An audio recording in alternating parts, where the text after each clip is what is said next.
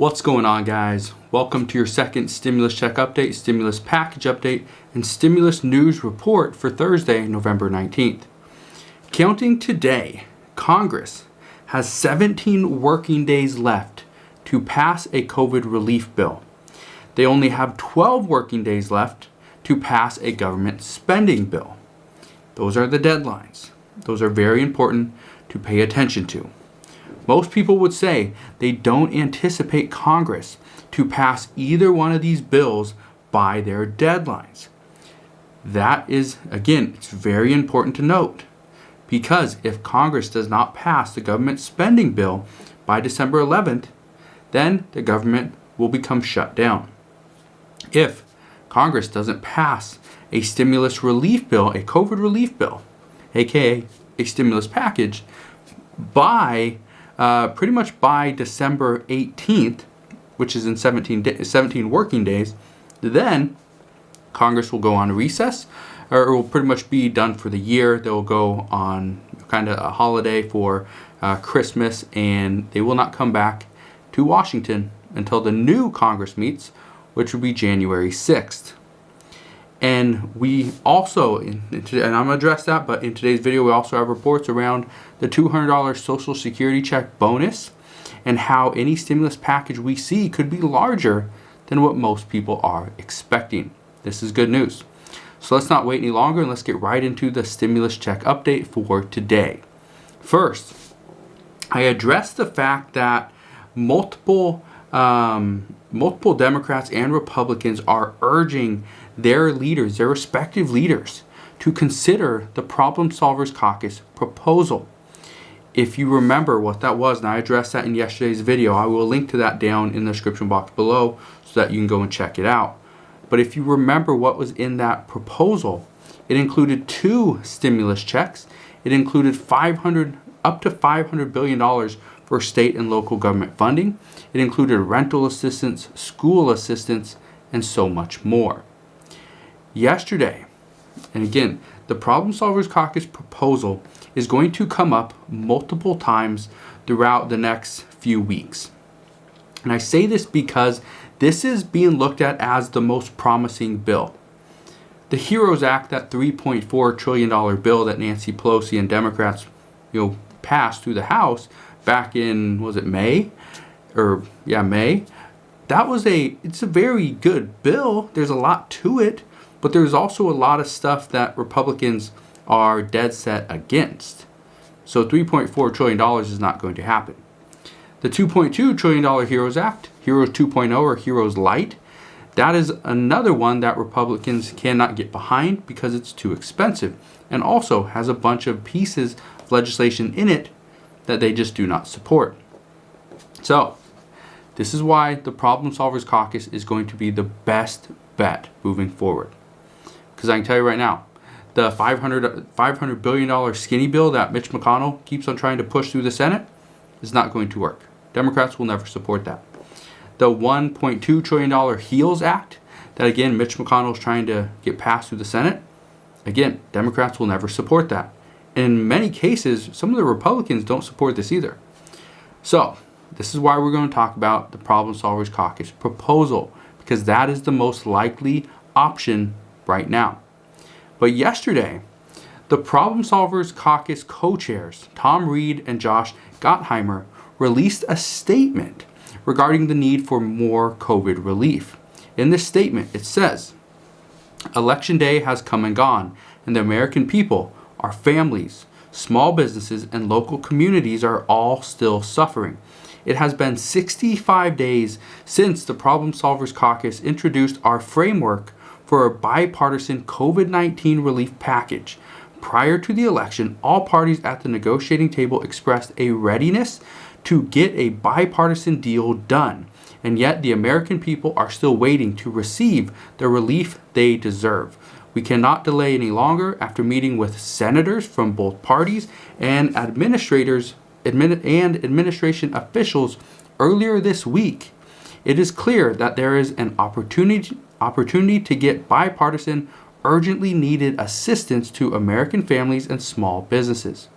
They go on to say, We need negotiators from both sides to come to the table willing to compromise and fully engage to get a deal across the finish line. And this statement comes just one day after both Democrats and Republicans publicly urged the other party to come to the negotiation table and let's begin negotiating. Nancy Pelosi and Chuck Schumer, they asked Mitch McConnell to let's come to the negotiating table again and let's negotiate through a letter. Well, Republicans asked Nancy Pelosi and Chuck Schumer to come to the negotiation table through a public media statement. So, we know both parties want to negotiate. Both parties understand the need to negotiate in order to pass some type of bipartisan bill, yet they're not willing to really do so. Now, here's the reason why this statement from the bipartisan or from the Problem Solvers Caucus proposal is good.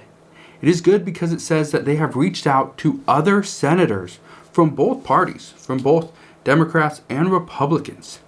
They have reached out to them and they've reached out to the administration officials. And the possibility of getting a bipartisan bill done is there. There's support all around. There's support all around to get a bipartisan bill done. And looking at the Problem Solvers Caucus proposal, that is the most likely option at this point. The only thing that must happen right now is the two leaders must get together and negotiate the terms of any agreement. Right now, Mitch McConnell does not agree to a $1.5 trillion stimulus package, which is essentially what the Problem Solvers Caucus proposal starts out as. But then it will either drop to 1.2 or it will increase to 1.8. Mitch McConnell would love it for it to drop to 1.2, but this is where negotiations really need to take place. Nancy Pelosi and Democrats, on the other hand, they're not going to support a $1.2 trillion stimulus package. They could if it included just the essentials that they're looking for, but the likelihood of that happening is slim to none. Republicans, and specifically Senate Majority Leader Mitch McConnell, are not going to let that happen. What is also being reported is that Joe Biden desperately wants, and the Biden administration desperately want, a $200 increase for Social Security recipients. And the reports are indicating that the Biden administration wants this because they have seen the writing on the wall for months that Social Security recipients are not able to afford the things that they once were able to afford. With the cost of medications going up and with their income staying the same, they can't afford this. So, what they are proposing is to try to do a $200 increase on Social Security checks per month for the entire year of 2021.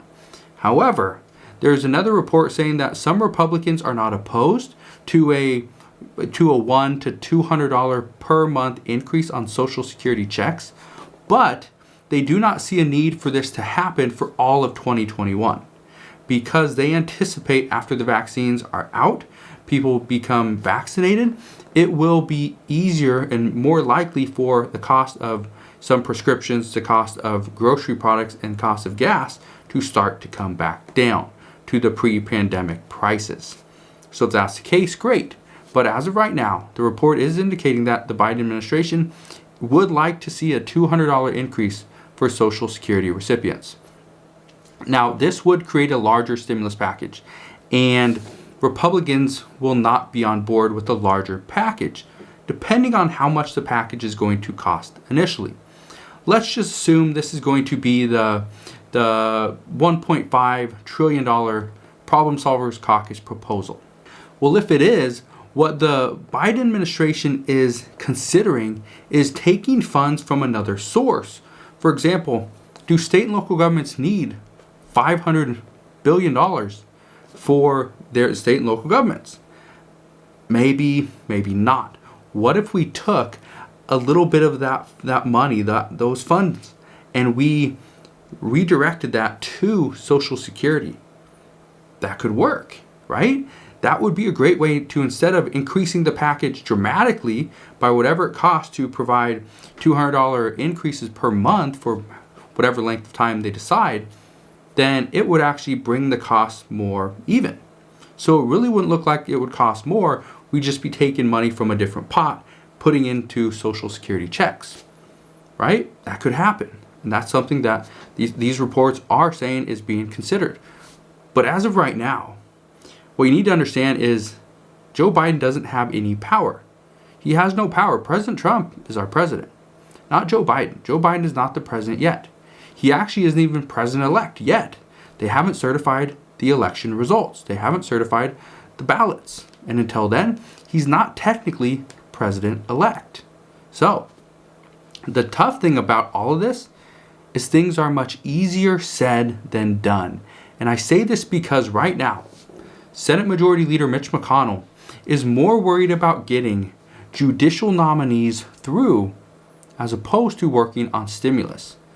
Yesterday, Republicans confirmed in the Senate Republicans confirmed Catherine Kimball Mizelle to the U.S. District Court of Florida. And they have, I believe, 12 more people they are trying to confirm over the next 17 working days.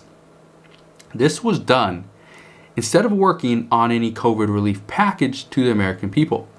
Some experts are predicting that Mitch McConnell is doing this in anticipation of the January 5th Georgia Senate runoff. That is when the election will take place. And Mitch McConnell, based on what these experts are predicting, is he is doing this because he is worried Republicans could lose control of the Senate come January 6th, following that Georgia runoff election. If that's the case, then it makes sense why Mitch McConnell is doing this. However, this means everybody else is kind of stuck in limbo. We have nowhere to go. We have no money to buy things. We can't go and buy a turkey for Thanksgiving. We can't go and buy presents to celebrate Christmas. We can't do any of that stuff. Celebrating New Year's, I know what my New Year's resolution is going to be. Hopefully we get stimulus. Hopefully by then we have stimulus. But it's very unlikely. Yesterday, Mitch McConnell said, and I quote, "There's no reason why doing right by struggling families should wait until we resolve every difference on every issue." That is a very true and powerful statement. Yet, Mitch McConnell has the Senate confirming judges as opposed to working on a relief package. This is what's making Americans so mad and so upset at Mitch McConnell and the Senate. If you have time to confirm judges, you have time to obviously work on a stimulus package. You don't work full days anyway. Why not spend the time and hammer out a good stimulus package, a good proposal, not a $500 billion skinny bill that will never get the support of Democrats and it will never go through the Senate, and it will die in the House. Even though the Senate could propose a package, Democrats are most likely to block any package that makes its way to the floor unless it's at least $2 trillion. That's what reports are indicating, that Democrats want to see something in the range of $2 trillion or higher.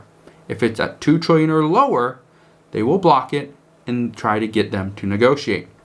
And this is due to the fact that Nancy Pelosi's idea of negotiating is getting Republicans to jump through hoops just to turn down their offers. Well, we've seen that before, so that's not completely wrong. So that report is very accurate. Now, the Senate Appropriations Committee Chairman Richard Shelby said the other day, and I quote, "I think right now the Democrats would have to come a long way back to reality with us to get a bill." This is true. Right now, Republicans and Democrats are so far apart. Somebody needs a little, kick in the butt or whatever to get moving, to get a little closer. Come on, let's see it. Are we going to have Democrats come down a little bit farther? They started at 3.4, now they're at 2.2 to 2.4. Will they come any lower? Well, we know they didn't like the President Trump's $1.88 trillion stimulus package. Do I think Mitch McConnell and the Republicans are going to, and the Senate Republicans, are going to offer something over $1.88 trillion? Absolutely not. And if Nancy Pelosi thinks that's going to happen, she's misguided. She is completely wrong. So, This is what many people believe as well, is that Nancy Pelosi is not going to accept a stimulus package unless it is over $2 trillion. Democrats are unwilling to negotiate below $2.2 trillion, yet they consist of getting back to the negotiating table and pass a bipartisan stimulus package. Now, when I read that this morning, I was thinking, well, okay, that makes sense. But then when I sat there and thought about it, again, it's really early for me, okay? It's 3:45 right now. I'm shooting this video, 3:45 in the morning. And when I was reading this just a little bit ago, it said Democrats are unwilling to negotiate below $2.2 trillion, yet they consist of getting back to the negotiation table and pass a bipartisan stimulus package. Now, how in the world? Answer this down in the comment section below, because I'm baffled by this. How are Democrats unwilling to negotiate below $2.2 trillion yet? So that means it's $2.2 trillion or higher, yet they want a bipartisan bill. Those two things cannot go hand in hand. I'm sorry, it just can't. So let me know down below. Am I looking into this a little bit too deeply, or what? Am I misguided? Am I missing something? Let me know down below. Now, even though our two leaders in Congress don't seem to see eye to eye, they never have, never will, they're not the only ones making things difficult right now. And this isn't just for stimulus. This is for the American people and the economy in general. CNN reports that President Trump is doing everything in his power to make Joe Biden's first year in office a complete nightmare. You've seen what he's been doing lately. Changes in the Pentagon, wants to pull troops out of Afghanistan, wants to make some rather drastic changes during a lame duck session. Well, who knows what he's going to do? But he is doing this by making a handful of last-minute moves that Joe Biden will have a tough time reversing in the near future. And CNN is reporting saying that it's going to be tough for Joe Biden to make some changes and quickly reverse these, because he is going to be focused more on COVID, on the vaccine, and stimulus. He's going to be more focused on what is happening here on U.S. soil as opposed to somewhere else across the world, which makes sense. He needs to support people here, the American people right here.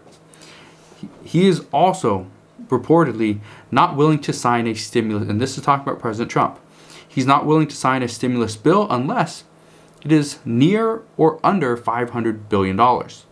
So based on what CNN is saying, and there's a couple other reports pretty much reiterating this exact same thing, is President Trump is open to stimulus, but he's not open to the stimulus that's going to ultimately stimulate the economy and prop it back up. He wants to give some people some money. Stimulus checks are great. The American people love him. But the reason why he is doing this is because he wants to see Joe Biden and the Biden administration struggle from day one.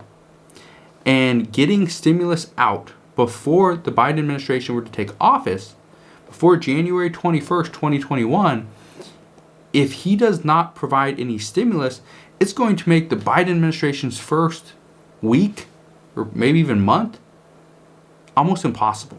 It's going to be very difficult.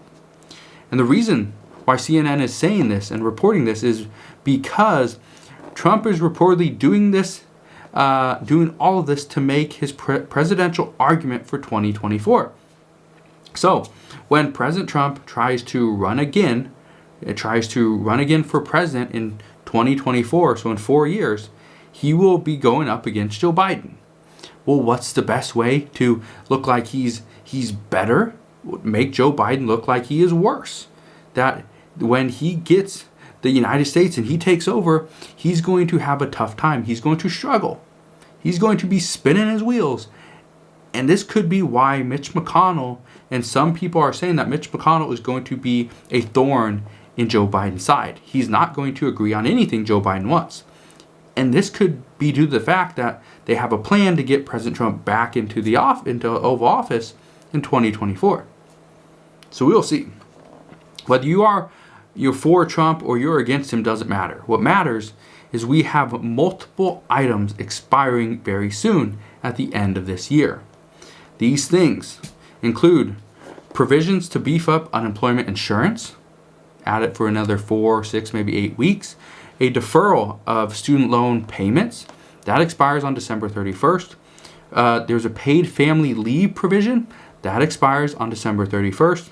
COVID relief funding for states, this too expires on December 31st. And I addressed this in the video I did yesterday and the day before, that if states do not use all of their COVID relief funding, then all the funding that's left over goes back to the US government. So it's a use it or lose it type of issue. So we'll see what happens there. And then another big one, there's the CDC moratorium for evictions. That's going to be huge. Now, all these things don't require Congress. Yes, it would be great if Congress could pass a comprehensive stimulus package, but that's not looking likely at this point. But President Trump or Joe Biden, when he takes office, could do an executive order for almost all of these. Yet, most anticipate President Trump will leave each one of these things for Joe Biden to take on in his first days in office. So, if things were not going bad already, bad enough, they're going pretty bad. But if things are not going bad enough for the new administration, more and more states, as of right now, are beginning to enact partial shutdowns. Yesterday, Minnesota's Governor Tim Walz ordered a 4-week pause. A 4-week pause. This means no indoor dining at bars and restaurants. What's going to happen there? Well, bars and restaurants are going to start to close. They can't stay open with just takeout. It's just not feasible. It will cost them too much money to stay open for just takeout. So because this 4 weeks with no indoor dining at bars and restaurants, a lot of these establishments will ultimately close. Gyms, fitness centers, and rec centers are all closed. And in New York City, schools will be closed starting today for all in-person learning. It all has to be online. This also means no indoor dining at bars and restaurants. It means all gyms and personal care businesses must close as well.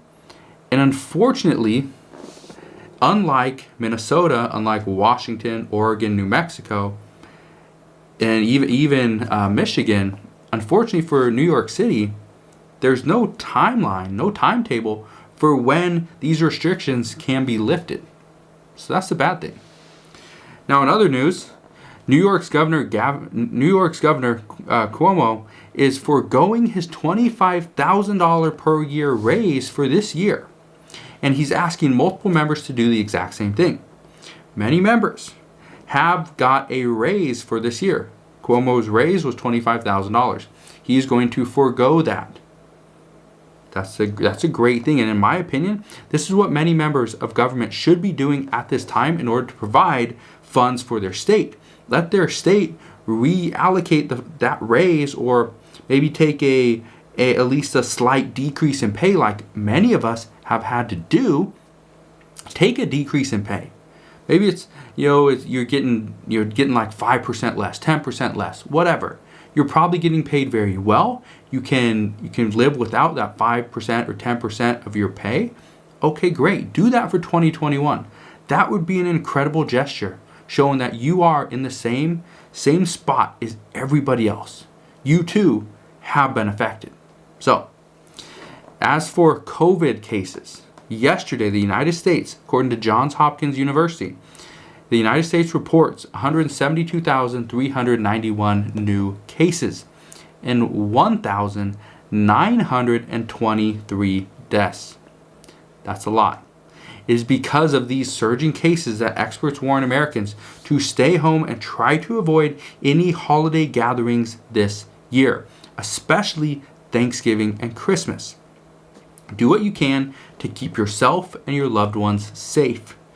Just to give you an idea of how bad things are getting, about 1,000 nurses in Philadelphia alone have now gone on strike for being overworked, underpaid, and asked to risk their lives for nothing. They're not getting rewarded. They're not getting bonus pay. They're not getting hazard pay. They're just saying, come to work. It's your job. You got to come to work. We need you. That they're getting overpaid or underpaid and overworked. So that is what we know right now regarding stimulus, regarding COVID, and the stimulus negotiations. As I know more, I promise I will come back and share more. Make sure you stay subscribed. If you haven't done so already, click that subscribe button down below so that you stay subscribed so I can keep you updated on everything that's going on. Just want to thank you guys for watching, and I'll see you guys on the next one.